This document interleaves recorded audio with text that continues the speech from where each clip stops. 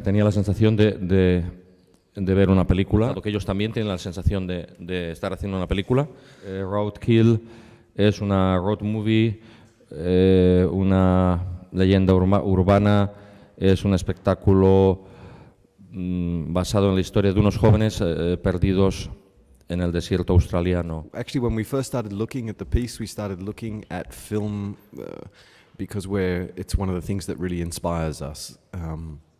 We played with the idea of how we can create a horror film on stage as a dance theatre piece, which is a really strange mix. The strengths of live theatre compared to the strengths of film, and we were never actually trying to necessarily recreate a film, but to create kind of film states, I guess, would you say.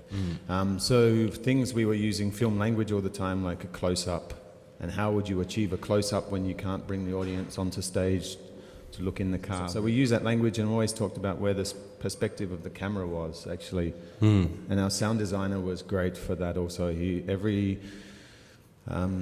every scene he would talk about, okay, in my head I think this is the longest shot.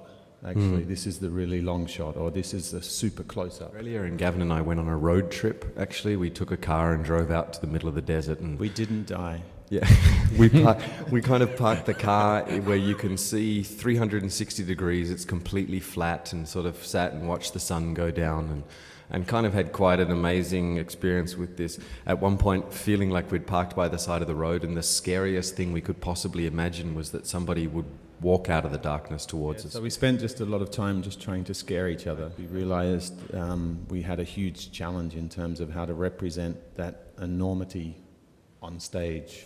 This playing with kind of film as trying to represent it on stage, but to use always theatre techniques to do it, because we're not filmmakers, that it is live, and the bodies are there in front of you on stage, engaged in what is potentially dangerous physically, and that this was very important to us to represent as well, because we knew this is where live theatre certainly defeats film. Because it's not often you go to see a dance show that you actually get scared by what the performers are doing. And I think there is a mystery, basically, that we wanted to pursue, but a kind of David Lynch mystery. At the beginning of the show, we set up something that's quite very, very simple, actually, the first kind of the section of the piece. Yeah, and kind of naive. Yeah, there's a naivety, you're setting up, you're kind of establishing the characters, you know, almost as if you would in a film, you're getting to know them a little bit, you're starting to care about them. But here we're dabbling in both worlds.